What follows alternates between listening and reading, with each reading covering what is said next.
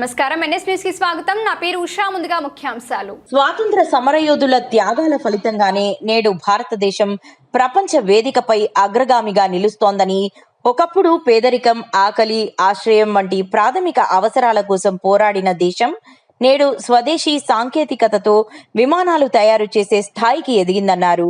స్వదేశీ ఖాదీ నుంచి ఆత్మనిర్భర్ భారత్, చంద్రయాన్, కృత్రిమ మేధస్సు, సాంకేతికల వరకు భారతదేశం సాధించిన ప్రగతి ప్రతి భారతీయుడి గర్వకారణమని పశ్చిమ నియోజకవర్గ శాసనసభ్యురాలు గళ్ళా మాధవి తెలిపారు.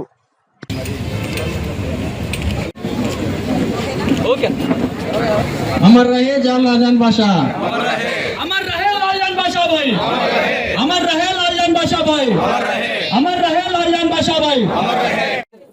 ఒక్కొక్క అడుగు ముందుకు వేస్తుంది టెక్నాలజీస్ దాకా. ఈ రోజు భారతదేశం తనను తాను మార్చుకుంటూ మలుచుకుంటూ ఎన్నో ఎన్నో మజిలీలు దాటి సగర్వంగా ఈ రోజు ప్రపంచ పటంలో నిలుస్తుంది అని అంటే దానికి భారతదేశ పౌరులందరూ కారణం అని చెప్తాను. ప్రతి ఒక్క పౌరుడు తన బాధ్యతను నిర్వర్తిస్తే ఈ భారతదేశం ఎంతో అద్భుతంగా, ఎంతో ఆనందమయంగా మలుస్తుంది అని చెప్పడానికి ఈ 80 సంవత్సరాలే దీనికి ప్రతీకగా మనం మాట్లాడుకోవచ్చు. ఈ 79 సంవత్సరాలు పూర్తి చేసుకుని 80వ సంవత్సరానికి మన స్వతంత్ర భారతావని అడుగులు వేస్తుంది. అందులో ఎన్నో సాధించుకున్నాం. పేదరికం దగ్గర నుంచి పురోగతి దాకా కూడా ఎంతో మనం మార్చుకున్నాం మనందరం, మనని మనం.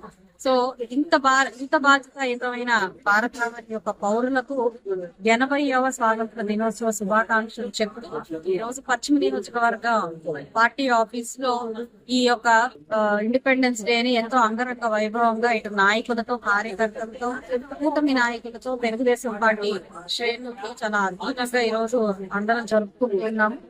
మన జాతీయ పండుగ అంటే ఇది కేవలం జెండాలు కట్టడమో, జైలు కట్టడమో కాదు, ఒక బాధ్యతాయుతమైన పౌరులుగా ప్రతి ఒక్కరు మెలగడం. కాబట్టి ఈ బాధ్యతను ముందుకు తీసుకువెళ్తూ మరి సమాజంలో ఈ పశ్చిమ నియోజకవర్గంలో ఒక నాయకురాలాగా నన్ను ఆశీర్వదించి ముందుకు తీసుకెళ్తున్న ఈ యొక్క పశ్చిమ నియోజకవర్గ ప్రజలందరి తరఫున నేను నిలబడతానని, వారి సుఖ సంతోషాల కోసం, అభివృద్ధి కోసం పాటుపడతానని మరొకసారి ఈ ఇండిపెండెన్స్ డే సందర్భంగా వాళ్ళకి చెప్తూ ప్రజలందరికీ 80వ స్వాతంత్ర దినోత్సవ శుభాకాంక్షలు చెప్తూ